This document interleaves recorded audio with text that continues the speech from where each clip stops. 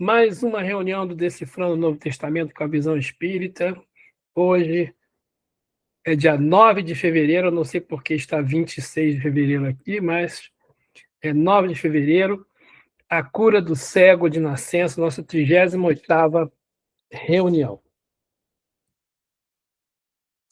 Como sempre, eu ressalto que nosso estudo não tem nenhuma intenção de brigar com ninguém, de criar controvérsia. Eu sei que temos opiniões diferentes com outras religiões, mas a gente não quer brigar com ninguém. Esse estudo é dirigido para quem quer conhecer um pouco do Espiritismo e o Evangelho e os ensinamentos de Jesus à luz da doutrina espírita. As Bíblias que eu estou usando, o texto é sempre da Bíblia de Jerusalém, mas eu também uso a Bíblia de Estudo NVI, o Logos da Bíblia, é um software de Bíblia que tem vários textos, e tem textos em outras línguas também, de outras Bíblias, traduções diferentes. Uso também a Bíblia do Peregrino, mas principalmente só uso os comentários ali que tem na Bíblia do Peregrino. Hoje eu estou usando esse comentário do Evangelho segundo João, comentário Paulinas, do Cláudio Vianney Mazzoni, e também uso o dicionário bíblico. Como fonte espírita, hoje estou usando a Gênese de Allan Kardec, a Sabedoria do Evangelho do Pastorino, o livro 5, o Evangelho Redivivo, o livro 5 também, e Parábolas e Ensinos de Jesus, de Caibar Schutter. Hoje nós vamos ver o capítulo João capítulo 9 e capítulo 10, e tem um monte de coisa errada aí nesse texto, hein? Capítulos 9 e 10, a cura do cego de nascença, e vamos falar também do bom pastor. A gente vai falar das possíveis causas da cegueira de nascença, a iluminação progressiva do ex-cego, a cegueira dos fariseus, e vamos falar do bom pastor. Quer dizer, essa é a minha ideia. Essa imagem aqui, né, é uma imagem da igreja ortodoxa, igreja grega, né? E ela mostra aí, ilustra a situação de Jesus curando o cego de nascença. Eu vou ler o texto para vocês. Eu não quis botar o texto, porque a gente está colocando muito texto nesses slides e fica chato de ler. Mas essa história é assim. Jesus estava passando, estava em Jerusalém, passando, ele viu um cego de nascença. É interessante que o João já afirma que o cego era de nascença, né? Aí os discípulos, olhando para o cego de nascença, perguntam para Jesus: Jesus, quem foi que pecou? Foi o cego ou foram os seus pais para que ele nascesse cego? Jesus responde: nem ele, nem os seus pais pecaram, mas é para que nele sejam manifestadas as obras de Deus. Olha só. Enquanto é dia, temos de realizar as obras daquele que me enviou. Vem a noite, quando ninguém pode trabalhar. Enquanto eu estou no mundo, eu sou a luz do mundo. Interessante, né, que, assim, de cara, né, Jesus pergunta, os apóstolos perguntam, vem cá, como é que pode, né, o cego ser o cego de nascença? Por que ele tem essa cegueira? E nesse texto, né, lá no comentário da Bíblia das Paulinas, ele começa falando assim, essa expressão vai aparecer, abrir os olhos, aparece 7 vezes durante o texto. E eu fui contar e aparece mesmo. 7 vezes que aparece essa expressão, abrir os olhos. E aí, né, dessas 7 cegueiras, dessas 7 curas de cegueiras que estão nos textos evangélicos,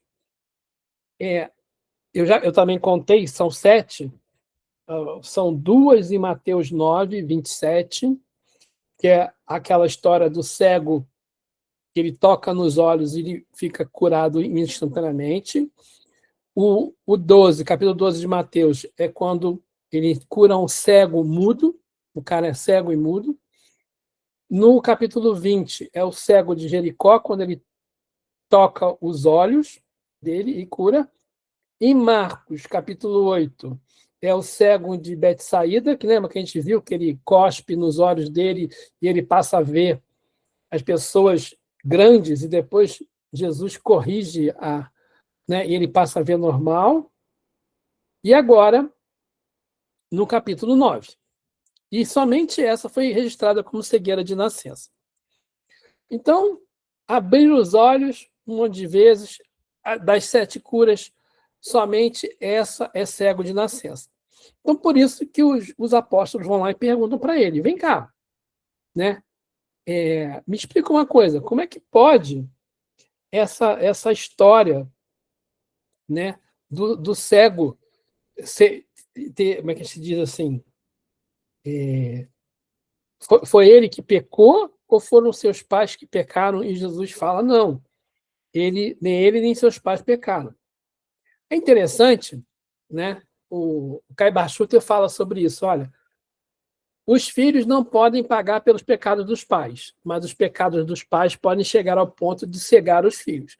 Mas isso é uma coisa, vamos falar assim, figurativa, né? A pessoa não vai ficar cega porque vai nascer cega porque os pais pecaram.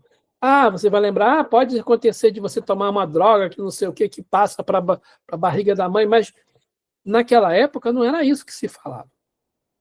Porque lá, por que os discípulos fizeram essa pergunta? Lá no Êxodo, capítulo 20, versículo 5, quando está falando dos 10 mandamentos, aí tem esse versículo que fala assim, não te prostrarás diante deles, nem prestarás culto. Está falando de outros deuses. De outros deuses. O Senhor, o teu Deus, porque eu, o Senhor, o teu Deus, sou Deus zeloso, que castigo os filhos pelos pecados de seus pais até a 3ª e 4ª geração daqueles que me desprezam. Então, eles estavam pensando nessa passagem do Êxodo, que está lá atrás, falava isso. Para os hebreus, né, uma coisa bastante interessante, né, o defeito congênito era considerado um defeito. Né? E outra coisa interessante é que o defeito era um defeito congênito e era um defeito, né? Um defeito com uma doença de nascença, que é um defeito que vem defeito congênito, era considerado um defeito e era um pecado. A pessoa era impura, considerada impura. Desculpa a confusão aqui.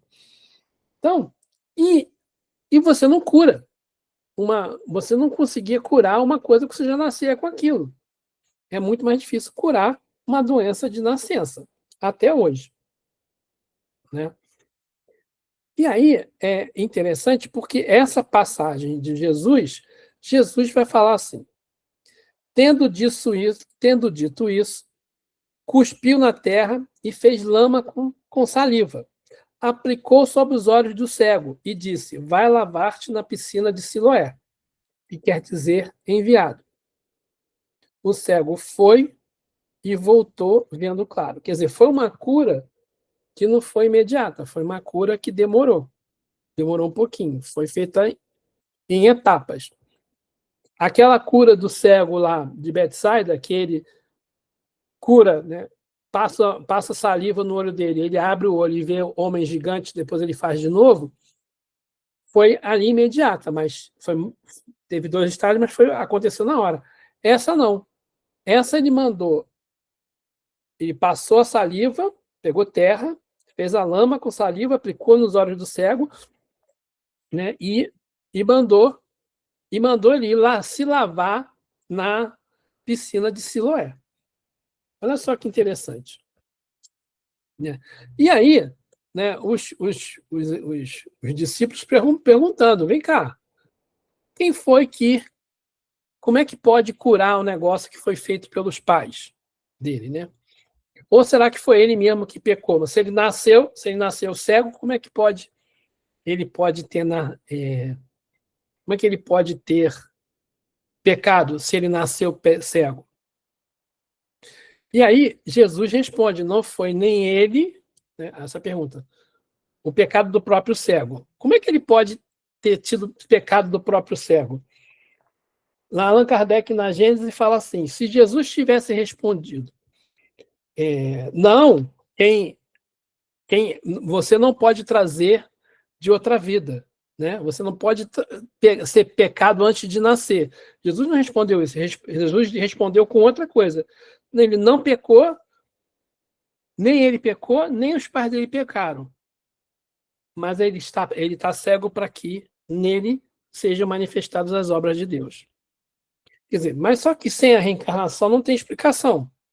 No Evangelho segundo o Espiritismo, lá no capítulo 4, a gente vê essa situação, né, explicando as causas anteriores da dor, né, do sofrimento, da expiação.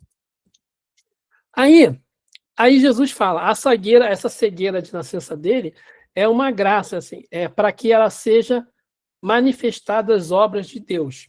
O que significa isso? Allan Kardec também trabalha sobre isso na Gênese. Ele fala, na verdade isso aqui é Leon Denis. Leon Denis que fala isso no livro O Problema do Ser, do Destino e da Dor, lá na terceira parte. Ele fala que, às vezes, o nosso sofrimento pode ser uma prova, ou o sofrimento ele é uma alavanca para a evolução.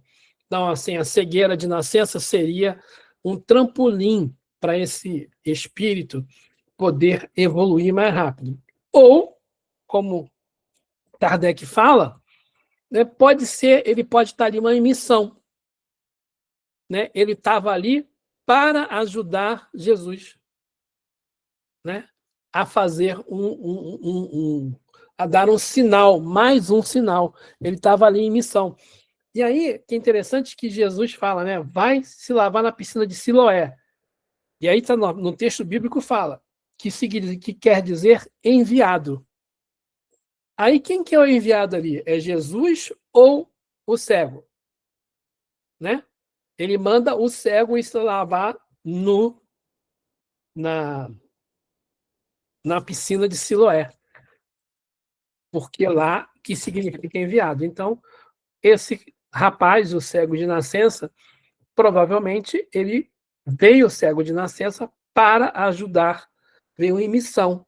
Passou por vários anos de sofrimento, de cegueira, numa sociedade que considerava um defeito congênito uma coisa. Na verdade, né, eu não estou querendo falar defeito, que era defeito. Né? Você via com uma cegueira um defeito grave e uma coisa que eles desprezavam. Né? Impuro, na verdade, não era defeito, era impura. Era uma pessoa impura, toda pessoa que tinha um defeito congênito era considerado impuro naquela época. Né? Então, era muito complicado para eles.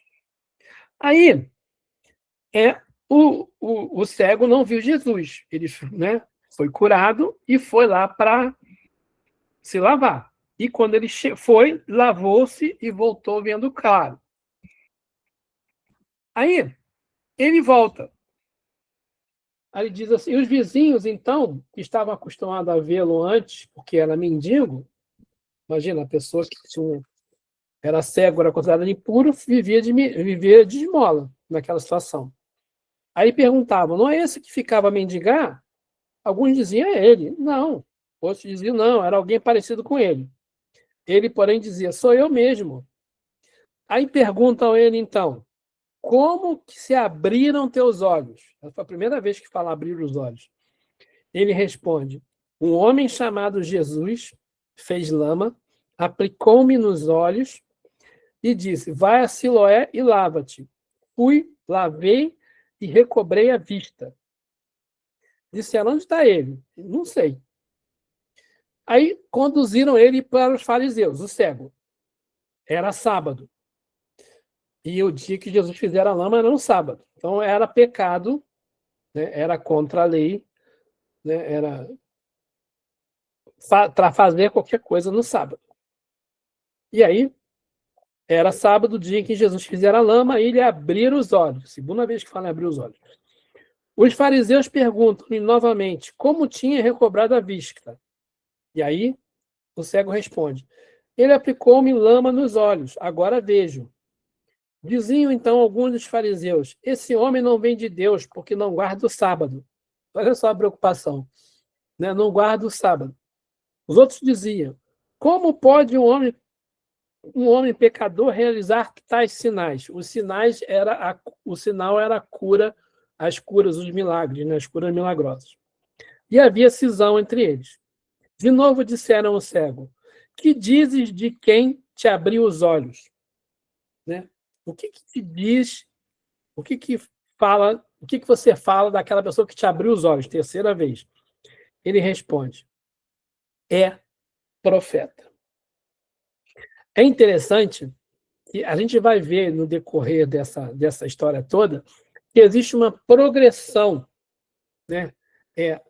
O cego ele começa, ele vê, passa a enxergar, e aí daqui a pouco ele vai passar a ver. Ele começa quem é esse cara, né? Jesus é um profeta. Então e aí ele mostra também uma humildade danada, porque ele se presta a ir lá falar com os fariseus, né? Imagina uma pessoa que ficou cega, não sei quantos anos ele estava cego, né? E passou a enxergar, ele vai lá, vai responder para os outros, né? Ele ia sair correndo, a fazer, né? E está enxergando um monte de coisa, então é complicado.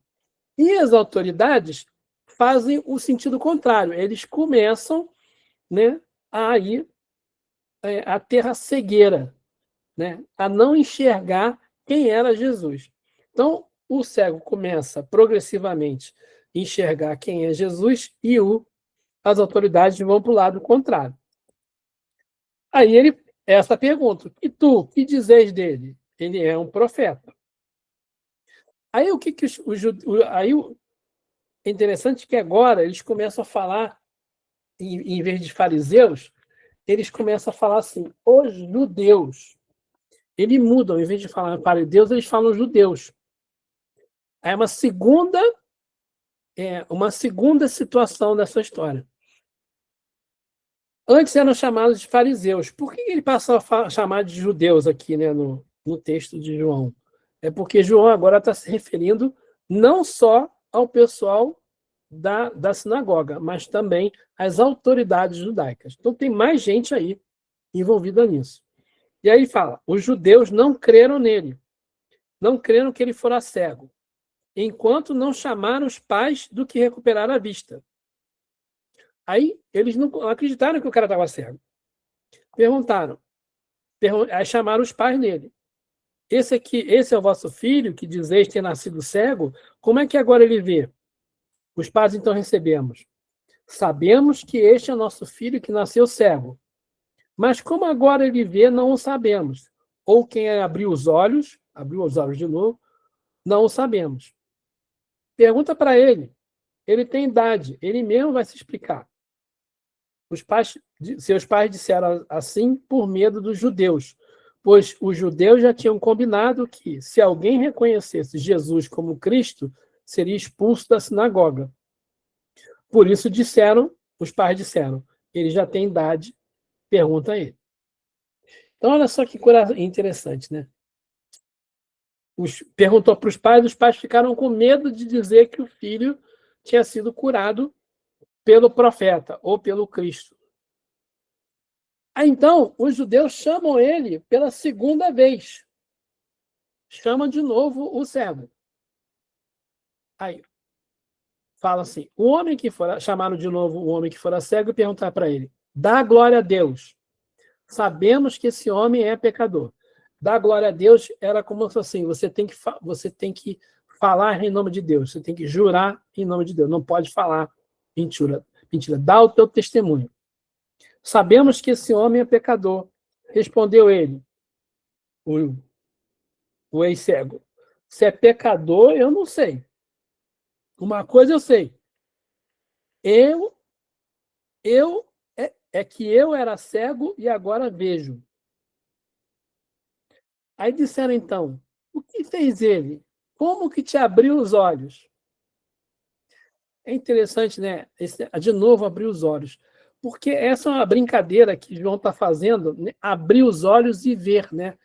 Porque o cego estava ele era cego de nascença, ele ficava com o olho aberto, mas ele não via, né? Quem que te abriu os olhos, né? Quem que está te mostrando, né? Ó, abre teu olho, hein? Abre, não é assim que a gente fala? Quem que te abriu os olhos? Aí ele responde: eu já não vos disse e não ouvistes. Por que quereis ouvir novamente? Por acaso também quereis tornar-vos seus discípulos? Caramba, os cara, né? O cara pegou no pé dos, dos judeus, né? Aí,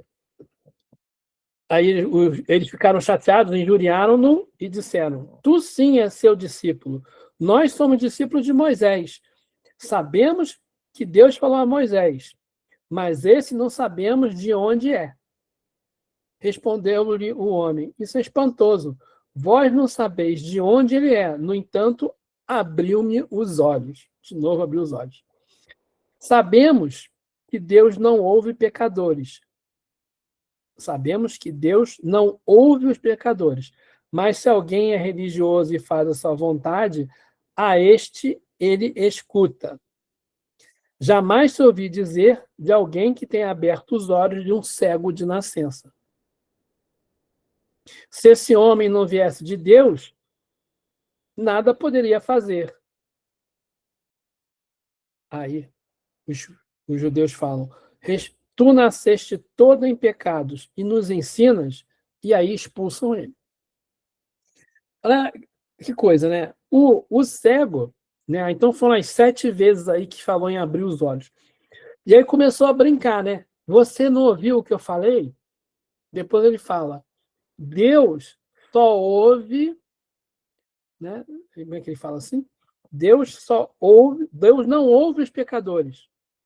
Mas se alguém é religioso e faz a vontade de Deus, ele escuta. Quer dizer, Deus escuta quem faz a vontade de Deus. E aí o cego pergunta para eles: eu já falei com vocês e vocês não ouviram, né? Então eles estão falando de enxergar e o cego está falando de ouvir, e na verdade os dois estão falando a mesma coisa, né? O que significa, né, essa história de ouvir e de abrir os olhos? Os fariseus e os judeus não estavam, as autoridades judaicas não estavam entendendo quem era Jesus, né? Ficavam ali preocupados com a letra, o que Moisés tinha escrito. Estavam preocupados com aquele versículo lá, 20 do capítulo 5 de Êxodo, né? E o cego, né, que, embora privado da visão física, já conseguia ter a visão espiritual. Ele tinha fé e era humilde. E ele já estava reconhecendo a luz de Jesus, né? Aí vai acontecer na próxima situação. O cego, Jesus ouviu dizer que o cego foi expulso. Aí encontra o cego e fala: você crê no Filho do Homem? O cego respondeu: quem é o Senhor para que eu nele creia? Jesus respondeu: tu o vês, é quem fala comigo. Escreveu, aí o cego fala: creio, Senhor, e prostra-se diante dele. Então, o cego, mesmo sem ter visto Jesus, quando Jesus fala que eu fui o cara, eu sou o cara, né? Eu sou o cara que te curou, ele aceita na hora e reconhece a luz de Jesus, né? E ele se prostra diante de Jesus. E os fariseus, que possuíam a visão física perfeita, mas eram cegos espirituais, né? Esse orgulho, esse apego à letra, impediam eles de enxergar a verdade diante deles. Então, Jesus conclui, depois, mais na frente, vai falar, né? Jesus vai concluir que o pecado deles permanece justamente porque afirmam que vem, mas se recusam a aprender. Aí, o próximo texto, ele é bem sarcástico, vamos falar assim, né?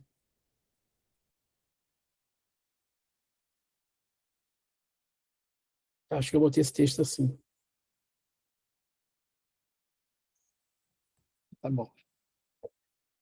Aí então Jesus fala. Então falou Jesus, para um discernimento é que vim no mundo, vim a este mundo, para que os que não veem, vejam, e os que veem se tornem cegos. Ficou confuso, né? Para que aqueles que veem, que não veem, vejam, e os que veem se tornem cegos. Ele está falando das pessoas que se apegam às normas, os rituais, né? A letra fria da lei e não entende o objetivo da coisa, né? É aquela pessoa em que o principal, digamos assim, vamos lá, exemplo bem chinfrim, bem ridículo. Na reunião pública lá no centro, o horário de terminar é 9 horas. Mas se o palestrante ainda está lá fazendo, né, está no meio da sua, ou no final da sua conclusão, e um negócio precisa ser concluído porque está comovendo todo mundo, está tudo funcionando, você vai interromper o cara no meio do caminho só para poder cumprir a hora? Né? Qual é o objetivo da coisa? O que é mais importante? O horário, né? Tem que terminar da palestra pública, porque você está pensando em ir embora, ou qual é o nosso principal objetivo? É a gente vir aqui, né, e entrar no ambiente. O Zé Luiz estava falando antes do início da reunião, né? Poxa, como tem espírita que briga um com o outro. Por quê? Muitas vezes as pessoas brigam por causa do que está escrito. E fala, às vezes brigam lá, não pode fazer isso, porque lá no livro dos médiuns está escrito exatamente assim. Então, você está falando diferente, está errado. Né? Então, a gente age assim muitas vezes. Né? E uma coisa interessante, porque quando eu estava pesquisando imagens para botar ali, lembra aquela primeira imagem grega, né, da igreja ortodoxa? Aquela imagem eu peguei de uma diocese, de um padre de uma diocese aqui de Petrópolis. E aí, essa imagem está falando do mesmo texto que a gente está falando, que a gente está estudando. E aí, quando ele comenta sobre aquele primeiro versículo, quando os discípulos perguntam se foi ele mesmo que pecou, se foram os pais dele, aí ele fala assim, tem gente, achar que foi em outra vida é aceitar a reencarnação, isso é coisa de espírita, isso é um absurdo, a reencarnação é a maior injustiça que existe. Né? O padre falando. Porque é tão complicado ouvir falar isso para a gente, né? Falar que a reencarnação é a maior injustiça, porque você não vai para o céu. Você não vai ser perdoado, você não vai para o céu. Por isso que é injusto. Né? Então, olha como que a gente, depende da visão que a gente tiver, a gente vai ler o texto e vai se tornar igualzinho os fariseus aí, os judeus. Cegos. A gente está vendo, mas está cego para o ensinamento. Aí os fariseus perguntam para ele, né? Perguntam para ele. Ouviram ele falar isso? Nós também somos cegos? Os fariseus perguntam. Se fosseis cegos, não terias pecados. Mas dizeis, nós vemos, o vosso pecado permanece. O que ele está falando? Né? Eles, se eles fossem cegos à necessidade do ritual, se eles fechassem os olhos da necessidade de seguir a letra e eles pegassem o espírito da coisa, né? Por que condenar a pessoa que é cega de nascença, considerá-la impura? Será que isso é justo? Será que não é melhor você ser caridoso? Não é melhor você, né, pensar na lei de amor, amar ao próximo? E aí você teria que ser cego à lei, né? Mas ele fala, eles falam, nós vemos.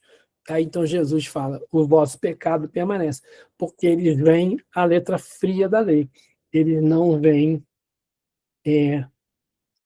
como é que se diz? Não veem a verdade, não veem a luz, né? Essa cegueira, né? Que cegueira é essa, né? Se fosseis cegos, não teríeis pecados, mas dizeis, nós vemos, vosso pecado permanece. Então, essa cegueira de que Jesus está falando é diferente da sequeira que os fariseus estão pensando. Então, parece uma conversa de bêbado. Os fariseus pensando somente na matéria e Jesus falando de iluminação espiritual. Por isso que o texto fala várias vezes, abrir os olhos. A gente tem que abrir os olhos e enxergar a verdade espiritual, o mundo espiritual. Se a gente continuar preso, né, preso a essas coisas da matéria, a gente não vai enxergar a verdade, a verdadeira vida, né?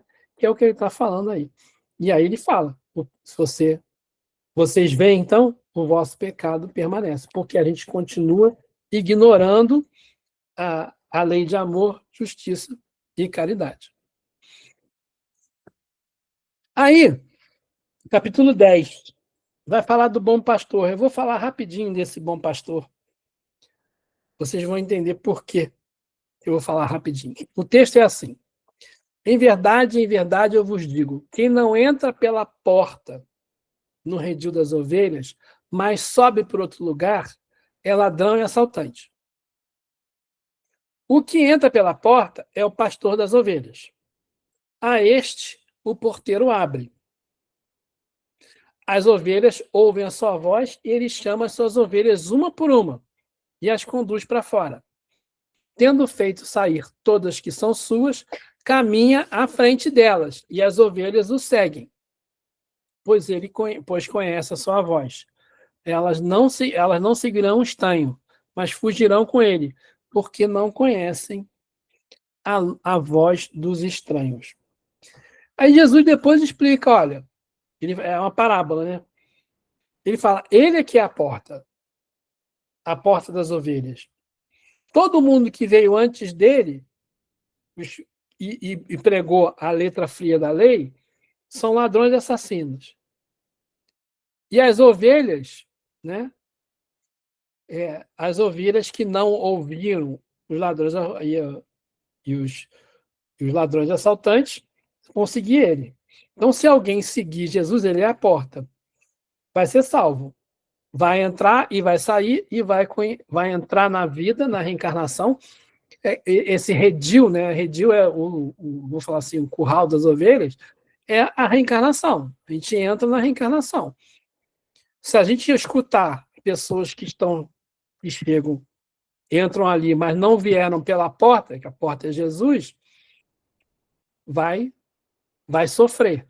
Aquele que ouvir que entrar pela porta, se a gente ouvir o que entrou pela porta, a gente segue ele e uma a uma a gente vai ser conduzida para fora da vida. A gente não precisa mais tendo que reencarnar.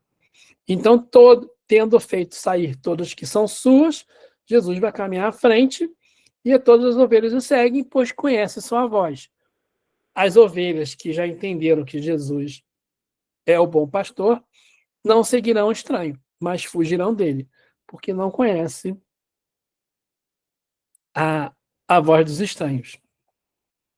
Aí Jesus lá na frente ele fala assim, eu tenho ainda outras ovelhas que não são desse redil. Devo conduzi-las também. Elas ouvirão a minha voz. Então haverá um só rebanho, um só pastor. Então, esse rebanho que ele está falando, redil, que tem outro lugar, são outras religiões, são outros mundos, são outras dimensões. Tem gente que nunca ouviu falar de Jesus assim, do jeito que nós estamos falando, né? Acha que é um mito. Essas pessoas também vão fazer parte do rebanho, né? E aí Jesus vai trazer todo mundo, ele vai ter um só pastor. Quando fala de pastor, eu me lembrei do Salmo 23, né? O Senhor é meu pastor, nada me falta. Né? O Senhor é meu pastor e nada me falta. O Severino Celestino fala assim, né? O Senhor é meu pastor e ele não me falta. Não tem esse nada. O Senhor é meu pastor e nada me falta. Então ele está falando que Deus não vai faltar para ninguém. O Senhor não falta, o Senhor existe para todo mundo. Não quer dizer que nada me falta no sentido de nem nada material. Ele está falando de coisas espirituais. Em verdes pastagens me faz repousar, para as águas tranquilas me conduz, restaura minhas forças. Ele me guia por caminhos justos, por causa do seu nome. Ainda que eu caminhe por um vale tenebroso, nenhum mal temerei, pois está junto de mim. Teu bastão e teu cajado me deixam tranquilo. Nós somos espíritas, a gente associa, né? Vale tenebroso, né? Mesmo que a gente esteja num lugar difícil, um lugar complicado, se a gente tiver fé em Deus, tiver com Jesus, nada vai temer, né? Porque Jesus guia a gente por caminhos justos. Diante de mim, preparas uma mesa à frente dos meus opressores. Unge minha cabeça com óleo e minha taça transborda. Sim, felicidade e amor me seguirão todos os dias de minha vida. Né? A minha morada é a casa de Yahvé por dias sem fim. Então, Jesus está falando das ovelhas, né? E aí ele é o pastor, o Senhor é meu pastor. E ele fala que as ovelhas vão seguir, ele fala que tem ovelha que não é do redil dele. Que tipo de ovelha nós somos? Né? Nosso amigo Espírito Emmanuel, pela psicografia de Chico Xavier, no livro Espírito da Verdade, tem uma mensagem lá chamada assim: que ovelhas somos?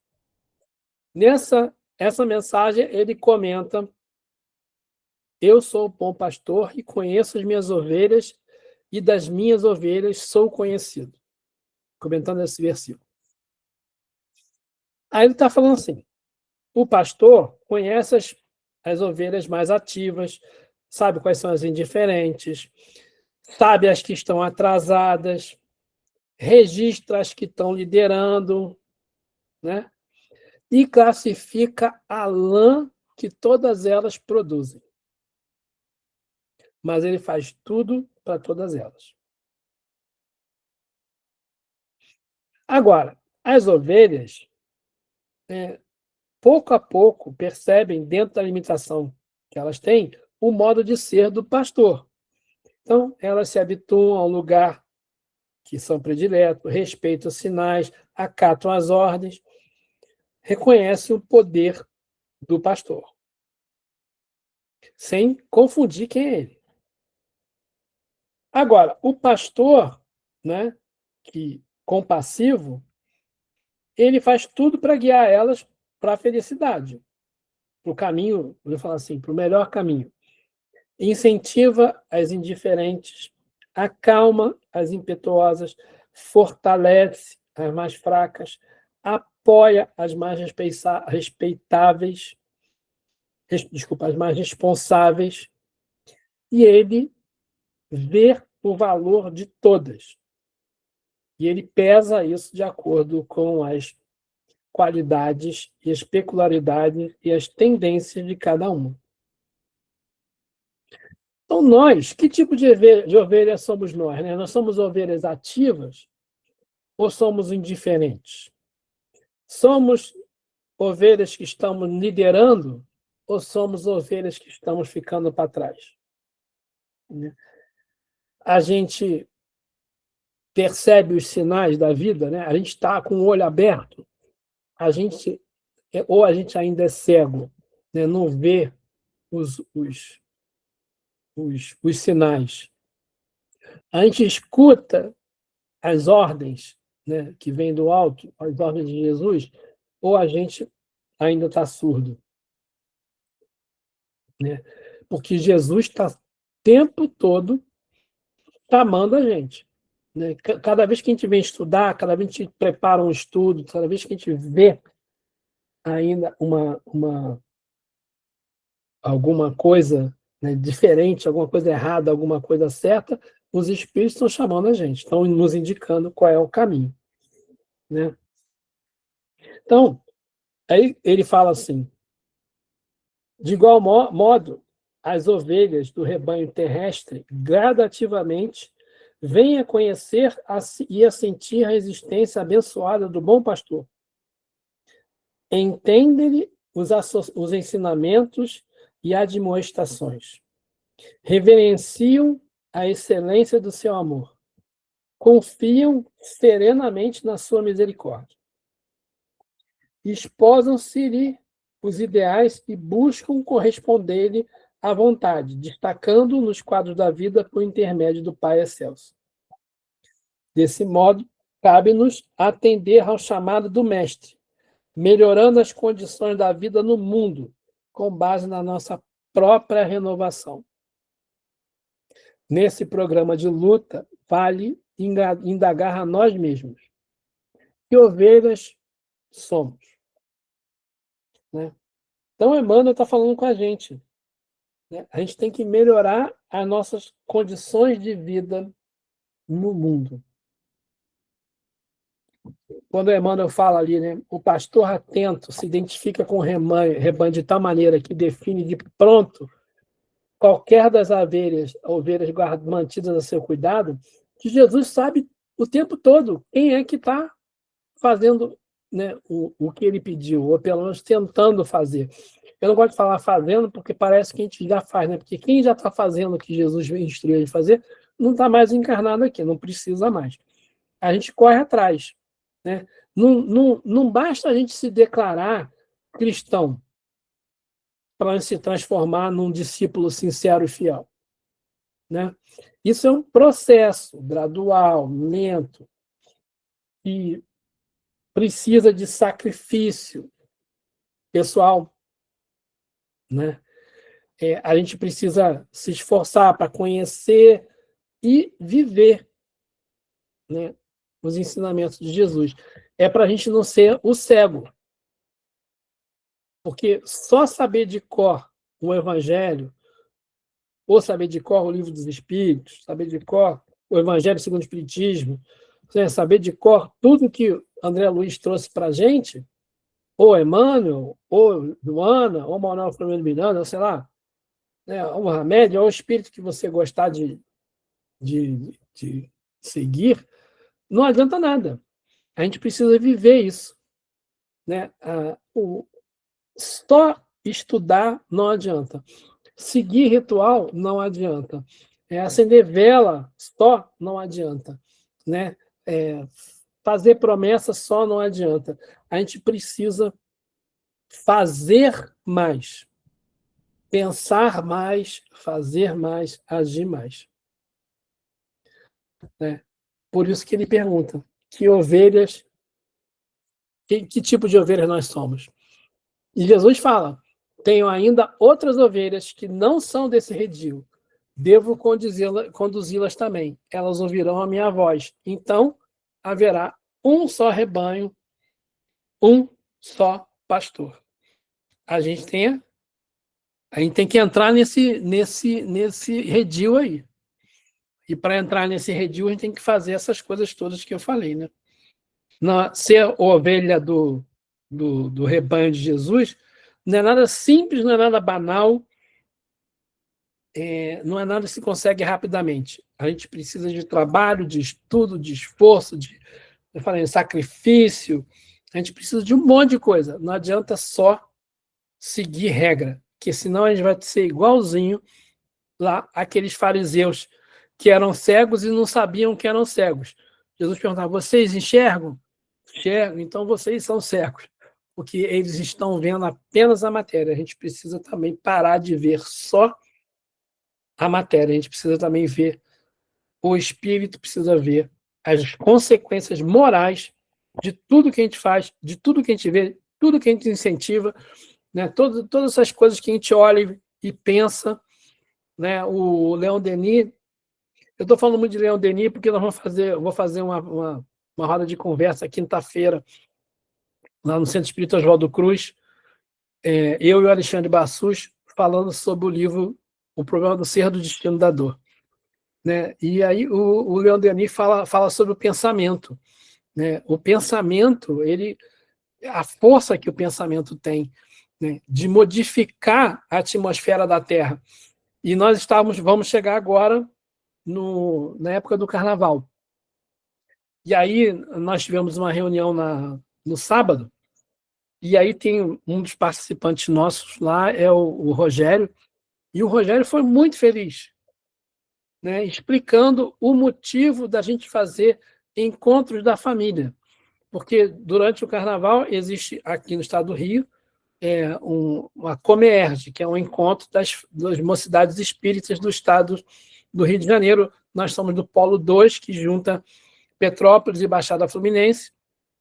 E aí os jovens vão para uma escola e fazem um retiro espiritual ali nessa escola. Ficam ali os dias todos do carnaval, dormem lá, ficam lá direto. A Débora, que está aqui assistindo a gente, vai para lá. Mas, em paralelo a isso, né, as casas espíritas têm um negócio chamado ENEF, Encontro Estadual da Família Espírita. E nesse encontro, se estuda o mesmo assunto que o pessoal está estudando lá na Comerge. E aí uma pessoa, durante a nossa reunião, falou assim, poxa, mas por que tem que ter em vários centros? Não é melhor ser tudo junto num centro só, dá muito menos trabalho? Aí ele falou, não é uma época em que a atmosfera do nosso planeta fica vamos falar assim, meio que contaminada, pesada, nós não precisamos da ajuda de todo mundo, então a gente precisa que coisa boa seria se toda a casa espírita ficasse aberta. Porque o que acontece, na verdade, é assim, a gente entra de férias e não tem reunião. E as casas espíritas, então, não dão o suporte emocional, não dão o suporte vibracional do pensamento que as orações fazem, né? Que quando a gente se reúne na casa espírita, para ajudar no trabalho de melhoria do ambiente espiritual pesado que acontece nessa época do ano, infelizmente. Não porque eu não gosto de carnaval, não. O problema é que algumas pessoas usam o carnaval para liberar algumas paixões e aí o negócio fica pesado. Então, os centros espíritas usam, né, vão ficar abertos, todas as casas vão ficar abertas, não o tempo todo, mas cada uma num dia, né, em um horário diferente, para que a gente tenha sempre pontos de apoio em que a espiritualidade possa coletar dessas pessoas que estão participando desse estudo fluidos espirituais para ajudar aqueles que estão em sofrimento por causa da atmosfera espiritual que a gente tem aí. Então, né, Jesus está falando para a gente precisa enxergar, né, que o Leon Denis fala, o pensamento vai lá longe. A gente precisa aceitar isso, acreditar isso, viver isso e fazer isso. Não adianta só a gente ler e dizer que faz. Se a gente dizer que é assim, mas a gente mesmo não faz, né? Porque se a gente não fizer o que a gente está aprendendo, não faz muito sentido, né? A Ivana colocou aqui, ó, na Allan Kardec, o ENEF será no dia 14, que é um sábado, às 16 horas, das 16 às 19, né, Ivana? 16 às 19. Então, assim, e outras casas vão ter também. Então é isso, pessoal. Na semana que vem, nosso próximo encontro, que vai ser depois do Carnaval, vai ser no dia 23. Vamos voltar e vamos falar Lucas, capítulo 10, a gente vai falar do bom samaritano lá. Entre outras coisas, vamos falar da parábola do bom samaritano. Tá bom?